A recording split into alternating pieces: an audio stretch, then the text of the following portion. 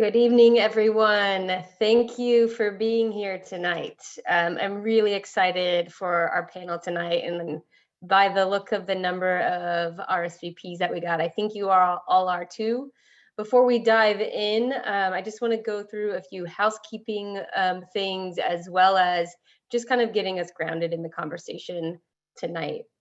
Really quickly, the event is being recorded and it will be available on our website tomorrow. Please share it with your friends and family. We're also streaming it live on Facebook, so you may be able to find it there as well. Before we get started, I'd love to thank our captioner, Lauren Shirley from LNS Captioning, and our ASL interpreter, who you can also see on the screen, Brandon Heaps. Thank you, Lauren and Brandon, for being here with us tonight and making our conversation accessible. If you prefer to have your interpreter's window large and the rest of the participants' windows much smaller, you can use the pin feature, which allows you to keep one window larger than the rest. And it's in the upper right-hand corner of your own window box, or sorry, of the person's window box that you want to keep large. We will try to get to the live Q&A towards the end of tonight's conversation, so please send in your questions now or throughout the conversation using the Q&A box and not the chat box. However, I just want to be very transparent that we received nearly 100 questions from registrants ahead of tonight's panel, and we've used those questions to inform the conversation tonight. So we are going to do our best to have as large of a conversation as we can have in our short time together. But as the work of police accountability goes, there's still a lot of unfinished business.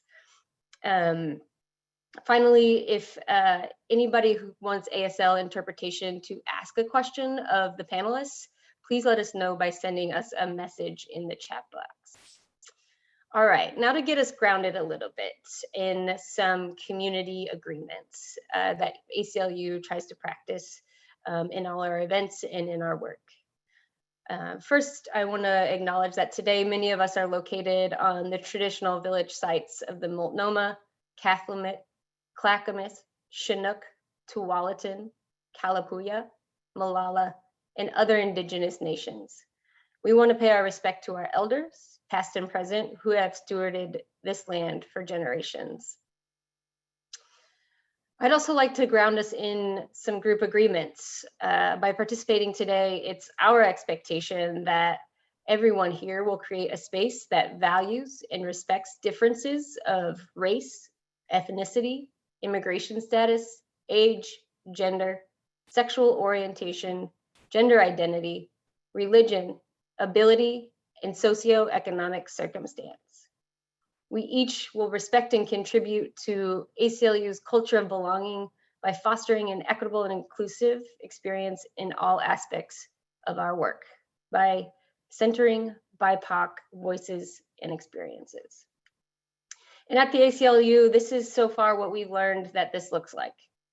This looks like listening to understand, making space for, and prioritizing voices who have historically been oppressed or marginalized. It means speaking our truths responsibly, taking responsibility for our impact, regardless of our intent. And for white people and other privileged identities, to not put the burden on BIPOC folks and other oppressed groups to educate us about the harm that our actions and behavior have created. It also means being willing to do things differently and experience discomfort, and seeing discomfort and tension as an opportunity to grow and not a barrier to it. Thank you all for your willingness to be in this space with us. And in the spirit of doing things a little bit differently, I want to start us off with questions that can teach us tonight. And I want to give a shout out to Sydney Morgan of Red Sea Consulting for teaching this concept to me and to our staff of letting the questions be the teachers.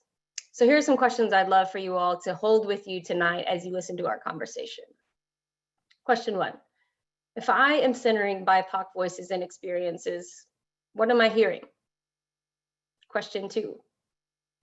Where am I leaning into binary thinking when a situation or a conversation is not binary? And question 3, What are my own personal experiences with accountability, and how are those experiences informing my beliefs? All right, now I'd like to invite my panelists and friends and community members to join me tonight.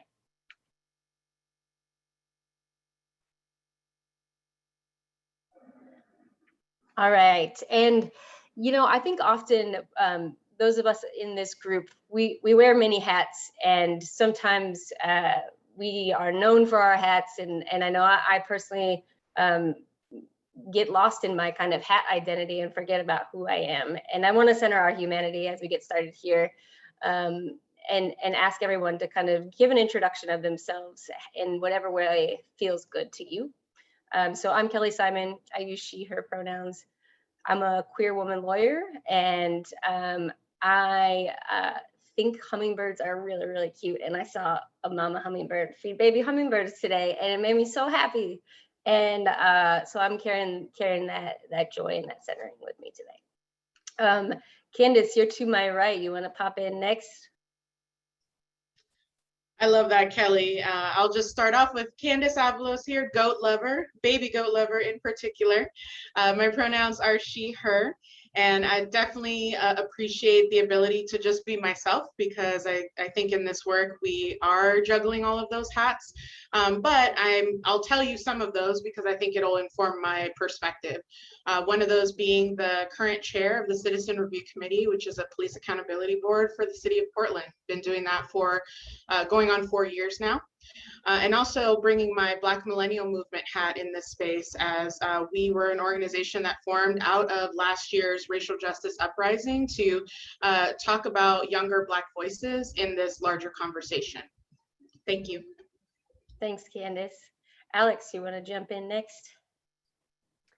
Yeah, my name is Alex Zielinski. I am news editor of the Portland Mercury, which used to be a bi-weekly paper and now is still an alternative news weekly, but it's online only.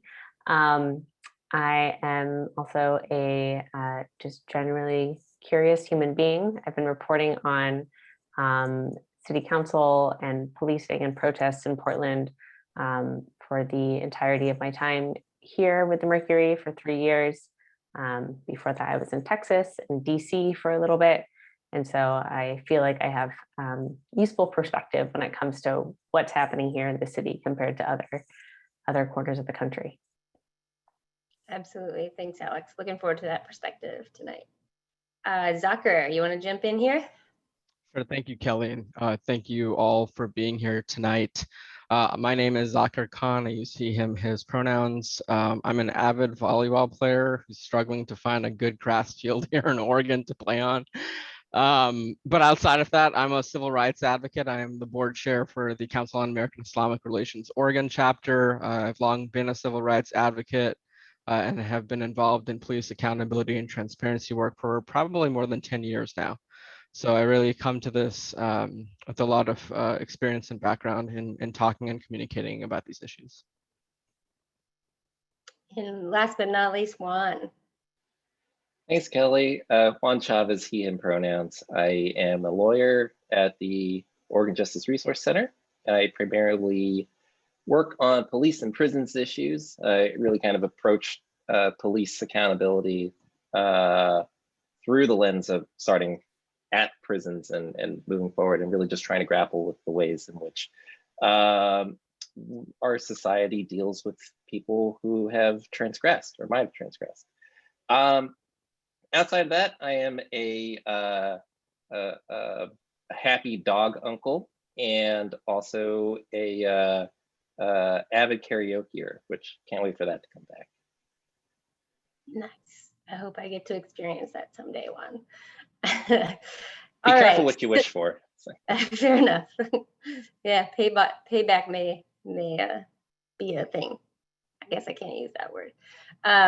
So big headlines at the end of last week, RRT resigned, which I think we'll get into kind of reflecting on what that means for the community a little bit later in the conversation. But I want to kind of just help the community understand who's at these protests, what's happening at these protests, and maybe we start with who is RRT? Anybody want to jump in there? Juan, maybe you could help kind of explain that. I'm sure you've seen lots of documents explaining who RRT is. Sure. Yeah. So RRT is a particular group of volunteer police officers. They're part of the rapid response team. And when the city believes that there's going to be some sort of protest, demonstration, or sporting events even, they activate the RRT, and they all meet together and formulate a plan, and then go and police whatever it is that they're going to police. All PPV officers have been trained in using the less, quote unquote, less lethal weapons. RRT is supposed to be more trained at it. And consistently, when you go out to a protest and you see the folks in the stormtrooper gear with the weapons and launchers and that kind of stuff, that is RRT. Thanks, Juan, for laying that foundation. What I'm going to bring the rest of the panelists in. What all have you noticed about RRT response to protests over the last several years? Is there something unique about what we saw last year, or are there some kind of common things that one might expect to see at a protest in Portland? I see Alex jumping in here. Yeah, I'll jump in. I've covered protests off and on for the past 3 years, but I saw nothing like how RRT responds to protests that I did last year. I think in 2020, it was the first year since the protests following Donald Trump's inauguration that police used tear gas on crowds of people, and the amount of just kind of unprecedented amounts of chemical weapons used on crowds and used across large groups of crowds was remarkable. I think the number is 6,000 for the amount of time officers used force against protesters last year. And that can count for shooting off a tear gas canister, or hitting someone with a baton, or shooting a less lethal munition at someone's body, or just shoving someone to the ground. And so I think what we saw, what Portland saw last summer and for the duration of a lot of 2020 was a really aggressive group of armed police officers responding to protests in ways that they hadn't seen before, and really hadn't realized our police would be capable of or acting in that way in the past. Great, and I'm going to pull Zakir, you and Candace in a little bit with your experience both at the legislature and at the city levels. What are some of the kind of tools or things that are supposed to guide officer decision-making when they're policing a protest or managing a crowd? Sure. So I'll just say I'm speaking in a personal capacity tonight, just to make that clear. There's a number of different rules that are supposed to be in place. There's both the laws that are on the books, and then there's directives that come from the police bureau. And on both of these items, these forces or these teams are supposed to receive training on how to be using any number of different things. And then on top of that, even with the specific weapon, there are training manuals that come from the manufacturer that say, don't direct this at somebody's head.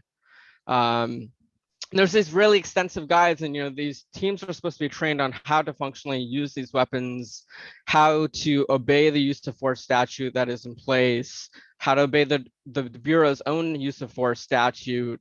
When is it appropriate to use these tools? What does after action measures and reports look like? How do we evaluate that? And then on top of that, the legislature over the summer passed a bill called Duty to Intervene, meaning that if you see a fellow officer engaging in misconduct, you're supposed to report that to a superior. So that if they're not following one of those directives or one of those policy manuals, then that is supposed to be instructive as to what you are supposed to do about it. And I think what ended up happening with the RRT is that they kind of broke away from all of that. And what's really critical there is that, you know, the first kind of phase of what we saw the RRT do is engage in shock and awe tactics, in that they tear gassed whole city blocks in Portland and then use less, you know, what are so quote unquote less lethal projectiles that still hurt and have still scarred Portlanders till this day, as well as other Oregonians. Then when that didn't work, they went to trauma-inducing tactics through doing a variety of different things that are just highly disturbing. You know, because the first kind of phase of shock and awe left casualties, but on top of casualties, you had really, I think, what I would just deem as insane behavior. You had people getting their tires slashed, car windows being broken into. You had advocates who were crossing the street in a red dress who were you know, arrested and detained. You had legal observers who were walking home who were harassed and being followed and trailed by a police car. You had people who were bicyclists around a protest who were then trailed by 5 police cars and then detained. I mean, the kinds of things that were coming out of Portland made you think that this is not a rapid response team, this is a gang. And this is a kind of the third phase of this is an unaccountable gang, because the third phase of this was you could not identify an officer, and you couldn't identify an officer in a couple of different ways. You couldn't read any identification on them, so you couldn't ID them.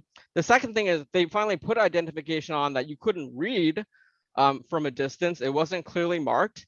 And then the third phase was they gave you identification, but then wouldn't let you actually identify the actual officer when you submitted a records request.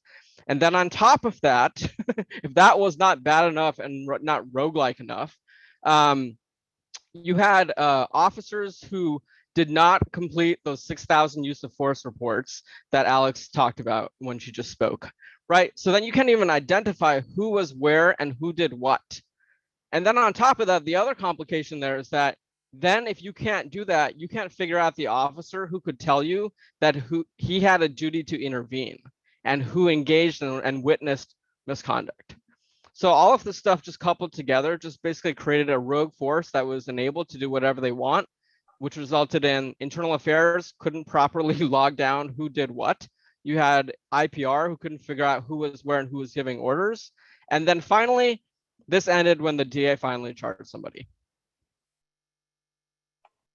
Thanks for laying that all out, Zakir. Candace, I want to get your thoughts too.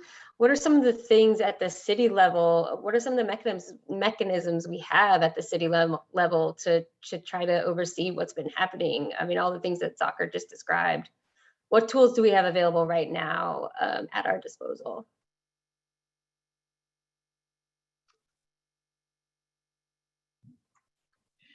Yes, sorry. Of course, my internet is working just fine all day. And then when I need to be on a panel, it's in and out. So apologies if I like lean in a little because it broke up a little bit.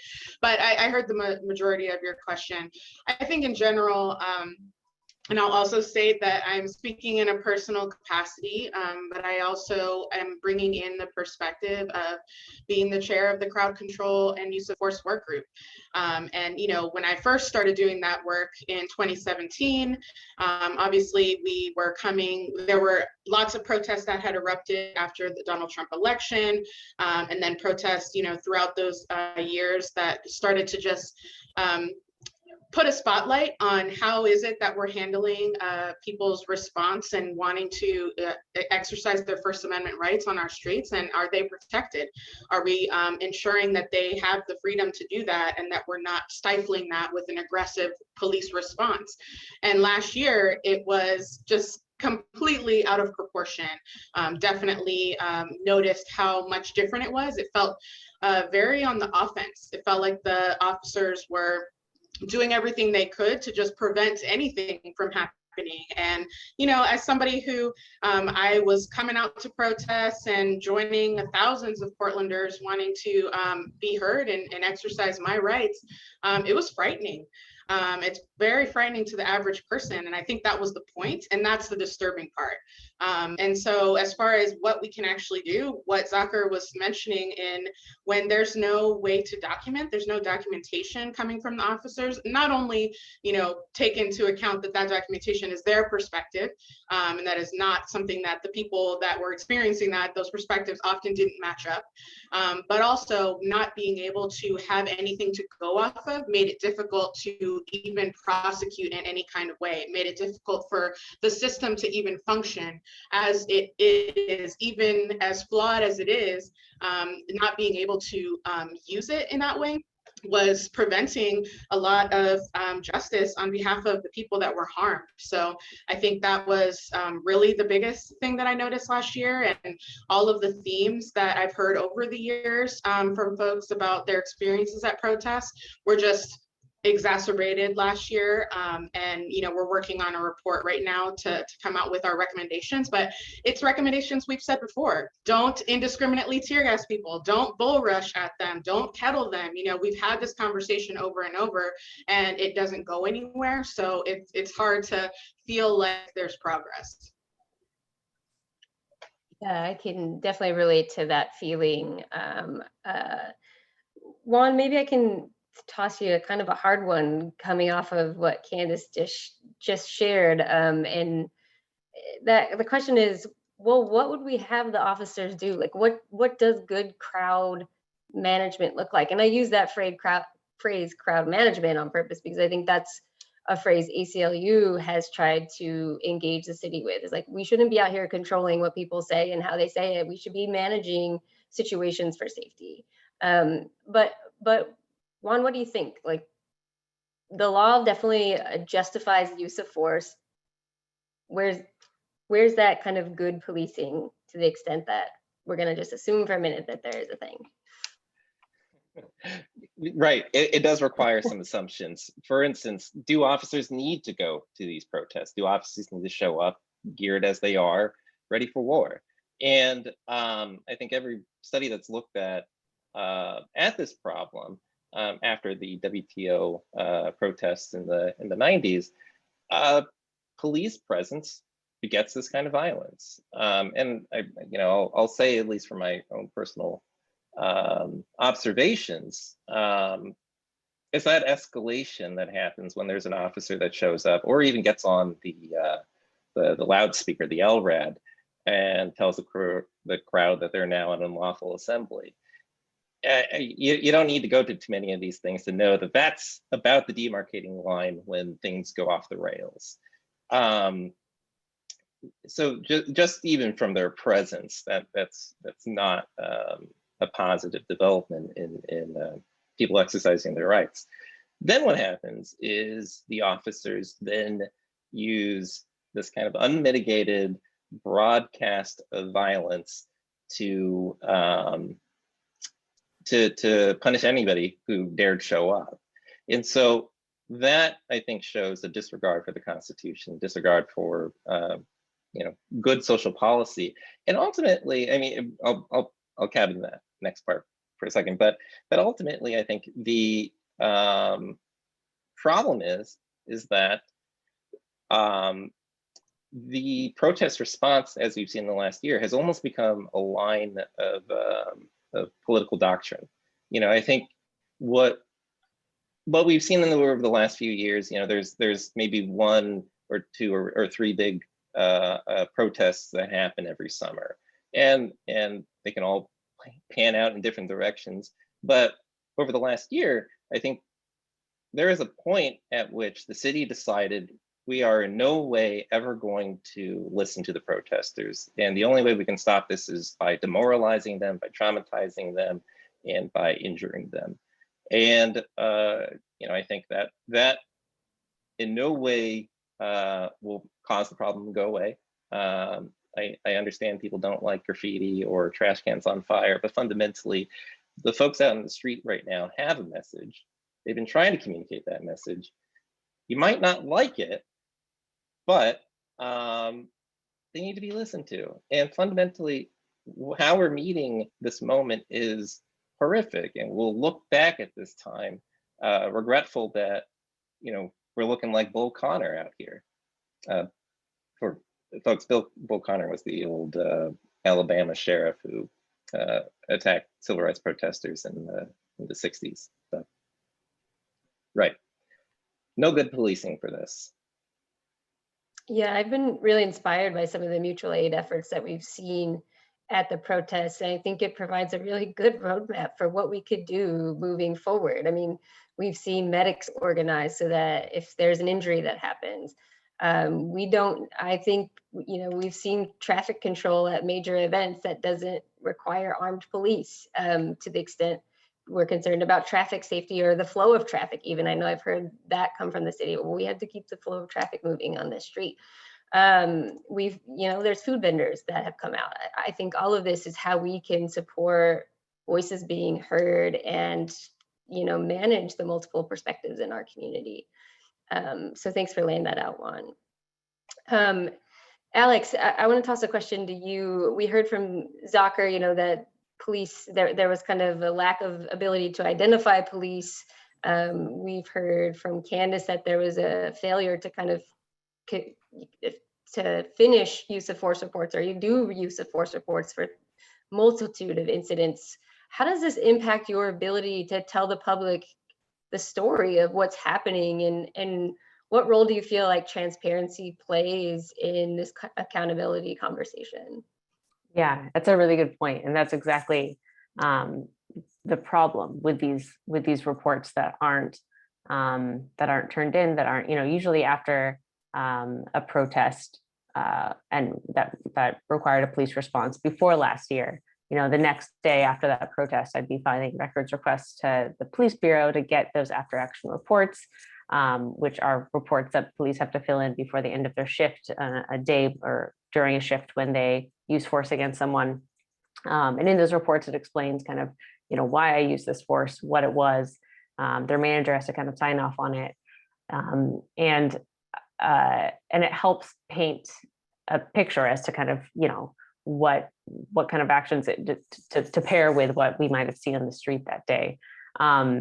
So in the absence of those reports, because as we saw in 2020, police believed they were too overwhelmed and overburdened to fill out all of those after action reports.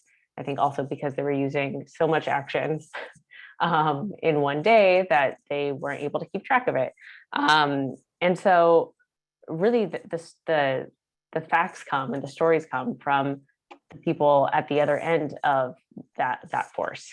It's putting trust in folks who've been traumatized or injured by police, and honestly using their stories and other witnesses' stories and folks to kind of put puzzle pieces together to try to figure out kind of maybe what the officer looked like, what number they had on their helmet, and pushing the city and pushing the police bureau to help give us any information we can. And usually, I mean, if anything, those stories, I tell as much truth as I can based on the stories of folks who were on the ground. But it also tells a story of, look at what's missing in this story. If I wanted to tell a really smart, balanced, accurate story, I would have the perspective of the officers who are on the ground. I would have at least a statement, maybe from the police bureau, explaining why force was used on someone. I would ideally have the identity of the officer, maybe their manager, about why they were treating someone that way and kind of the purpose for it. And in the absence of that, the intention is to show readers and show the public, hey, this is your police bureau. This is not, they aren't taking the accountability. They aren't taking the responsibility to even acknowledge, take responsibility for what they did, or even, even decide to even send me a statement or something to add. It just shows what little interest either the police bureau or the mayor's office, and the mayor serves as the city, or the police commissioner for the city, what they have in kind of serving the public and responding to public outcry of lack of accountability in its police force, and just allowing those instances to go without response, I think is worse than even responding with something that is, you know, kind of maybe just a half truth or not very fleshed out. So yeah, it certainly makes reporting really hard, and it makes really important stories. You have maybe a story that comes out into summertime, right when something happens, you know, a day after someone was injured by a police officer, and I'm able to report on it and talk to the person who was there. But then it's like 3 months later, I'm able to get maybe some documents from the city, or maybe they file a lawsuit and maybe there's more information, but it's just, you know, this vacuum of information that the city and the police just let people sit with, which I think is really irresponsible when it comes to accountability. And it you know, it hurts storytelling, it hurts context and clarity, and trying to explain when you don't really have answers for why we don't have you know, information from the police bureau, for the mayor's office. It slows down that feeling of living in a city where police are and city officials are really looking out for the common good.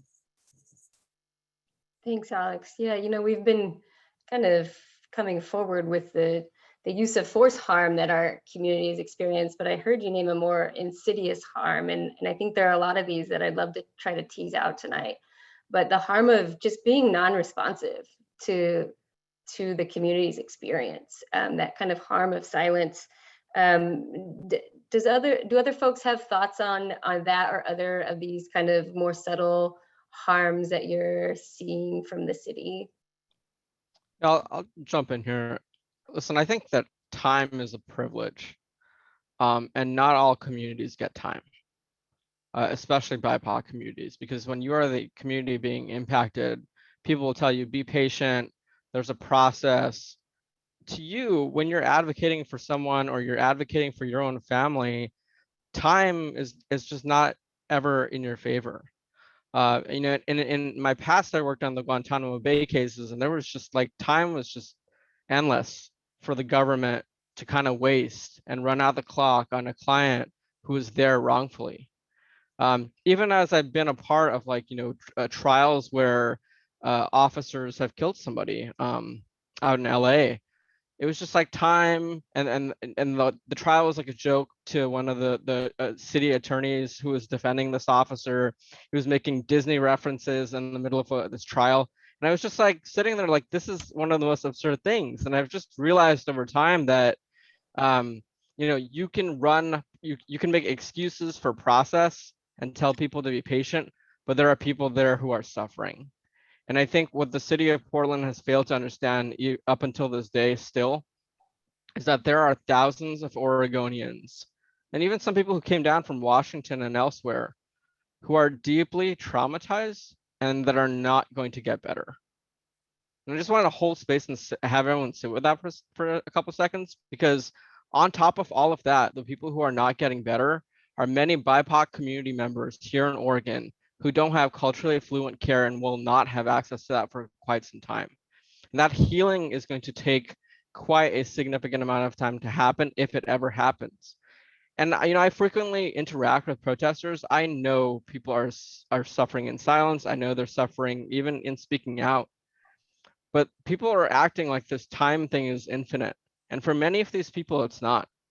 And we will never see the full extent as to what the psychological damage that the city of Portland did to all of these people. Thanks, Zakir. Candace, maybe I'll toss this next one to you. I think another thing we've seen, maybe starting to pull the RRT resignation in here, is a lot of conversation about the harm that police have experienced: rolled ankles, injured eyes. What does that? What do you think that does to our community experience of harm when our voicing of harm is met with silence, and then the city's harm that they're claiming is put into the space without giving that equal space to other harms, or centering that other harm?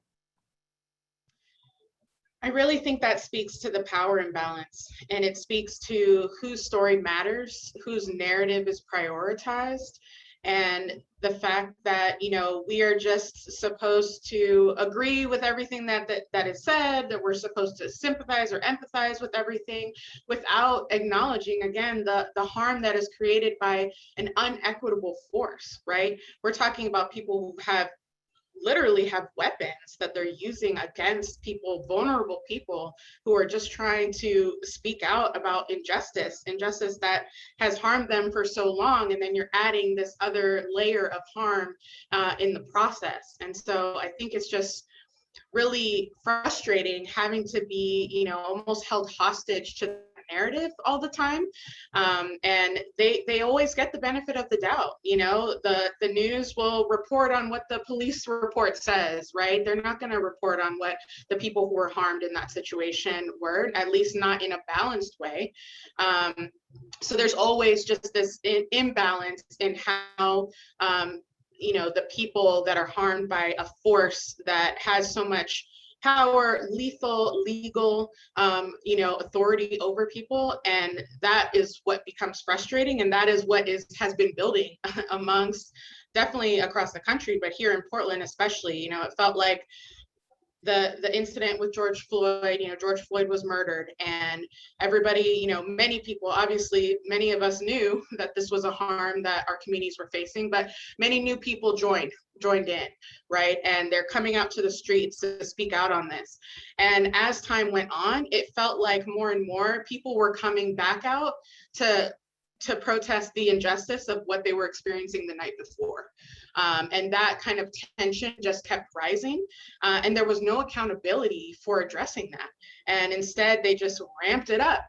And then it's like, oh, but I'm harmed, right? Oh, but, you know, I twisted my ankle. And, you know, it's not to say that that's not worth discussing. It's not to say that you're not a human being and that, you know, you are doing a job and that there's a risk that is entailed in that, and that, yeah, you can experience injuries, of course, you know, but again, it's about power. It's about who has the ability in those situations to have an unequal force and power over others, and who are we prioritizing to hear from?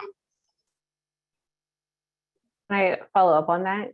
Yeah, please do. Thanks, Alex. Just something that Candace said that made me kind of think about the recent RRT resignation. I feel like the power of the police as a whole to be able to say, you know, we are suffering, we are harmed, and for as opposed to members of the public and protesters saying we are suffering, we are being harmed, and then having silence in response. You have members of RRT come out and say these things and say, you know, we have had a really hard year. We've had to work long nights and you know, are struggling.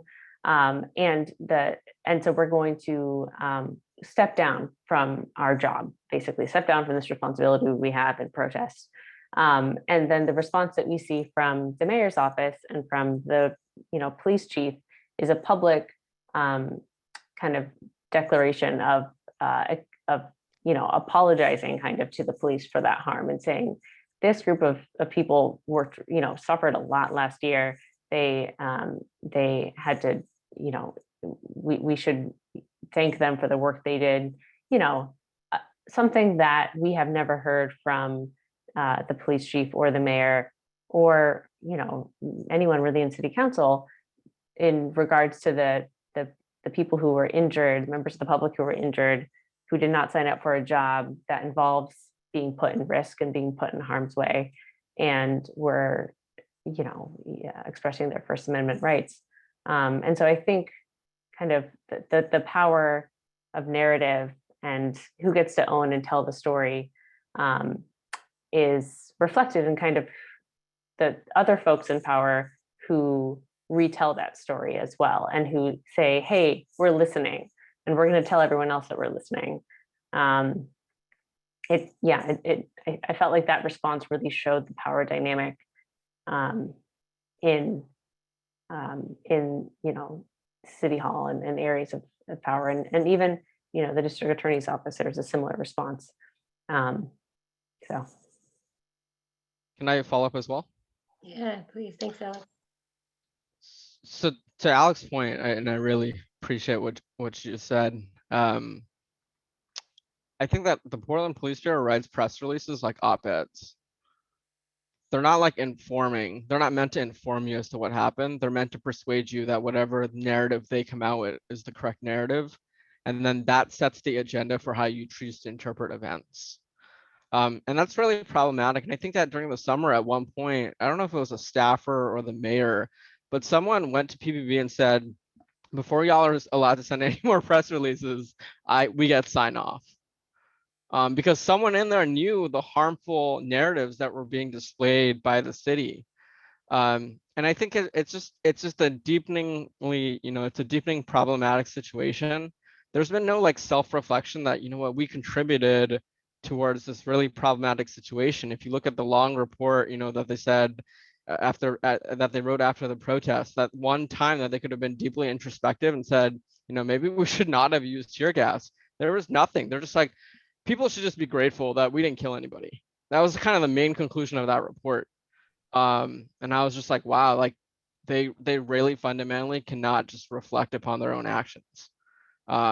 And those kind of comms are continuing to go out today, which are deeply harmful, to even people like Robert Delgado's family, who has to read police reports that are coming out that are not trauma informed, that are not, aware of what this will do to a society or a community. So there's a lot of change that actually needs to happen here. If I could chip in just a little bit more too. Right, can you imagine any other scenario in which all of the top law enforcement officials in your city would entirely ally to the crime victim? And that's what happened to Miss Jacobs. I didn't see any ink spilled wishing her well, wishing her the best, or a speedy recovery. And it highlights, I think, what everybody's talking about here, which is this erasure of our own community history in this last year, which is a separate violence into itself. I think we can only do so much. Also, just speaking solely as a lawyer, litigating something, filing a lawsuit, putting things into the public record, it's important. It creates something that's lasting and that will be stored somewhere. But it's also a poor way of healing the public. And it shouldn't be left to the courts. It shouldn't be left to protesters putting their lives on the line nightly for these changes to be made. And that's really where this all kind of goes back to. This has been prolonged because of the city's inaction and silence. Thanks. Thank you all for weighing in on that. So if RRT is the group that's been causing so much harm to our community, can we all rest easy now with these resignations, or why might that be a little bit misguided? You cannot rest easy, because get ready for it. Management is not good. And management has been retained when new management should have been sought out through a process. The chief Resch resigns and PPB gets to choose the replacement. And nobody thinks for a second that, one, this is bad, and two, we should have had an equitable search. I mean, we're talking about equity in the wake of all of this, and then you just figure out there are inequitable processes being used to promote people. And then on top of that, the entire management structure is just failing left and right. I mean, PPB continuously invests resources into figuring out what's going on in your phone and can't even pay for a use of force system. The state of New Jersey has actually just adopted an entire use of force database and a system to track use of force. And PPB's response to this when this is brought up is, oh, we're going to get Microsoft Word and then we're going to be able to fill out forms better. I mean, it's just like laughable at looking at this entire scenario, and it's management completely like not getting with what the community needed, and then never building actual infrastructure, which is what the RRT report actually points out, is that there's no infrastructure within PBB. It's kind of like we're all winging it and let's just not get caught. and they're getting caught because now there's these drips of information that are coming out 3 months later that are just making management look bad. I think people are just really out of their league, both in a management perspective and also on a police commissioner level. I think you have a police commissioner and a mayor's office that's completely disengaged with even attempting to manage this problem. And this is the result that you get. I mean, if you had a police commissioner who was engaged, who was aware, who was asking the right questions, who was communicating with people who know what they're actually doing rather than ignoring those people, I think you would have a completely different scenario. So I think the thing is here is that with no change in management, with continuing to just kind of trudge through all of these problems, I don't think anything's going to change. I think it's also important to point out that even with the RRT, the folks assigned to the RRT no longer working that role, they're still very much on the police force, and they're still going to be using the tactics that they have been trained on in the field, whether that be, you know, just on patrol or whatever they're assigned to. And at the same time, there's still going to be a response to protest that is in line with past PPB's crowd control efforts. The deputy chief last week noted that they'll be bringing in, you know, even though this group stepped down, it doesn't mean that they will not be, those officers cannot follow, you know, directives and orders from police bureau leaders to say, hey, we need you actually out there. We need you to go respond to that protest, even if you're not part of this team anymore. And they're going to still be bringing in other officers to do that role. The vacuum will be filled, and if not by Portland Police, by their law enforcement kind of partners, whether that's the sheriff's office or other law enforcement agencies nearby. I believe the mayor also said that the Oregon State Police is, you know, on call for if they need a response to a protest. So you know, that role is still going to be filled. It's not like if there was a protest right now, no one would respond. Candace or Juan, do you have a sense of what kind of that interagency cooperation has looked like and how it might look moving forward with this RRT gap that maybe isn't so much of a gap? Thoughts you want to share on that one? Sure. Well, you know, as we've seen over the last year, if PPB isn't responding to things, either because the courts have stopped them from doing it or they're on some sort of strike, somebody's going to step in. I mean, we've seen OSP, we've seen the county, we've seen the National Guard show up. You know, their policing is a crutch for the city to avoid having to de-escalate, negotiate, or at all deal with the problems. And as long as they have this option, as long as they have a gun that has killed people before, the FN 303 at hand, as long as they have tear gas on hand, they have the leverage. They don't have to talk to protesters. They don't have to diffuse the situation. And so I think they're going to keep reaching for that until something's done. Thanks, Juan. All right, I'm seeing a few questions about kind of pivoting toward forward-looking thoughts. Maybe Candace, you could kick us off. What would you say to the community, to our audience, about both where you find hope and where we might want to put our energy toward seeking a better way? You know, I think that there are multiple kinds of conversations that we're balancing in this conversation of police accountability. There are folks that are looking towards the general, you know, criminal justice system and how we avoid putting more people in it. There are folks that are looking at the concept of the people want a safe community. Everyone agrees that we want to be able to live in our community safely. But how we do that, how we get to community safety and how we decide when things are unsafe, how we respond to it, that's kind of whole other conversation. But for me, a lot of it really does come down to the accountability piece, because I feel like if we can't get that right, it's so much harder to have all those other discussions.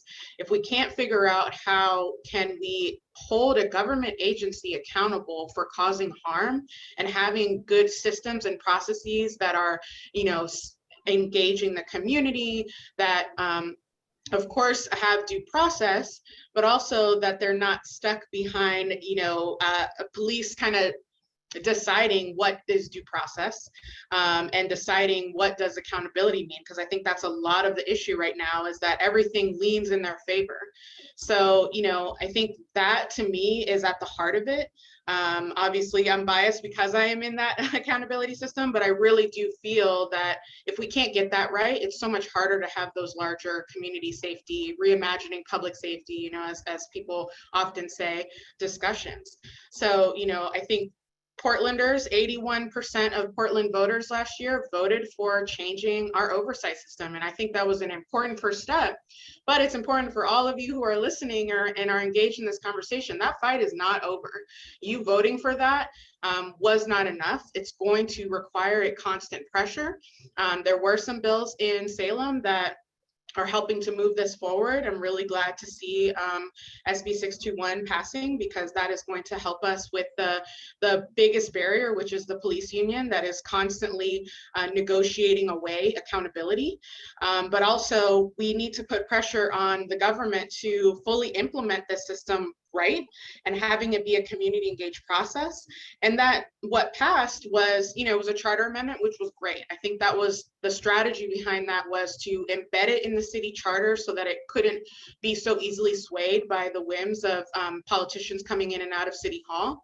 But there's a lot of code that's going to need to be written that's going to actually tell us how to enforce it. So I think, we're in the middle of that right now. That is what gives me hope. That's where I'm kind of keeping my energy, because I feel like if we can get that right, it was a groundbreaking system. We're doing it in a way that we're pushing the boundary of how police accountability works. And we need the people to continue to pressure City Hall to follow through on that.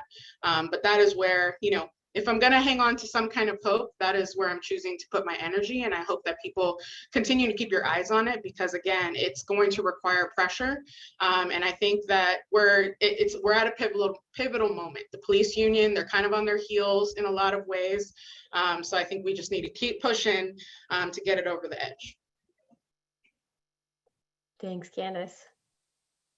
Juan, Alex, Zakir, any thoughts on where you find hope, or where you'd encourage folks to learn more about how to support kind of community healing and police accountability? I'll go. There's a really great bill that has emerged to the House floor that got approved in the Joint Ways and Means Committee today, which is 998. So this is an alternative system to 911, where you can get in touch with the local mental health providers in the area to respond to crises. So when we talk about reimagining public safety, this is a really critical bill to get your legislator behind. I think a second bill that comes to mind that I've been a huge fan of this session has been House Bill 2930, which makes changes to arbitration, but also creates a statewide commission that works to develop standards of discipline.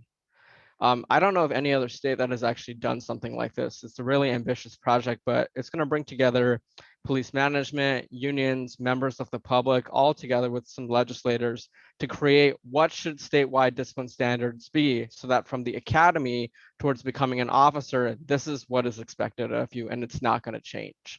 I think, the RRT report really sheds light on why this kind of system needs to exist, because RRT specifically pointed to, we don't know what we're going to be disciplined for at any given time.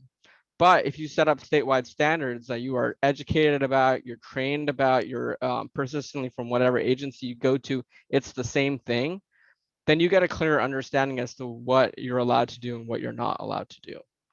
So highly encourage people, email your legislators about that bill. It's a hugely important bill.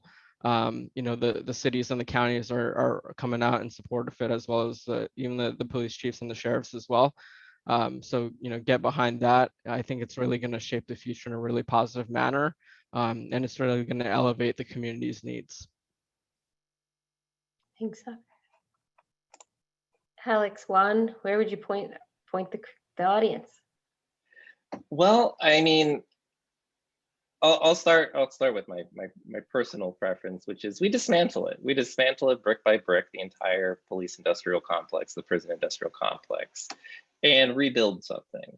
Now, there is obviously probably an order of operations on this, but it starts with us building the society that we want to see, the one that can exist without police and without prisons.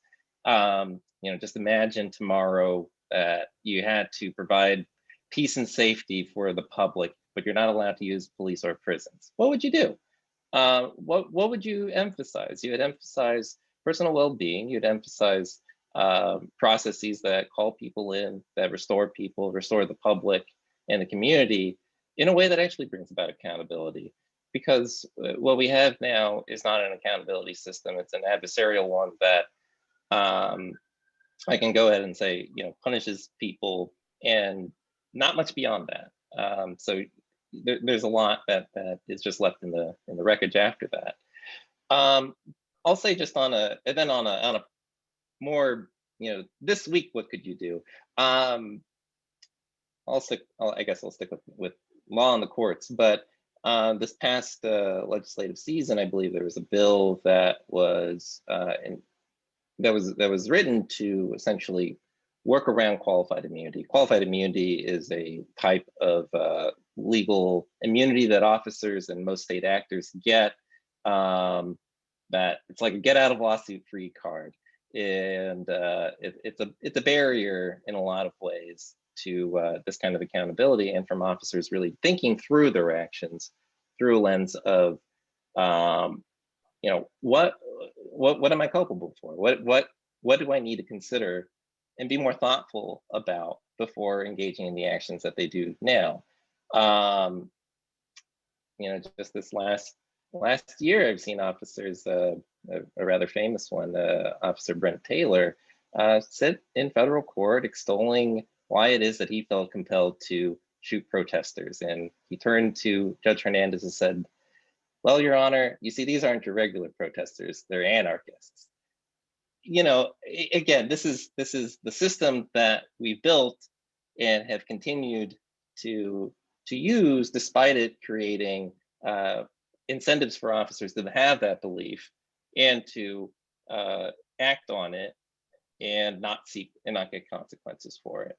So I think it's pretty low-hanging fruit as far as I'm concerned, getting rid of qualified immunity and coming up with a new regime to be able to bring about accountability through the courts. I forgot the name on that, but I think Rec Wildy is behind that. So go find him. Yeah, and to the extent we don't get that done, I think that's definitely unfinished business moving forward. So Alex, did you want to jump in here and give us a final thought? Yeah, I don't necessarily have like an action or action steps to take following this, but I do just want to remind everyone and viewers to remember why these protests last year began and why they were sustained.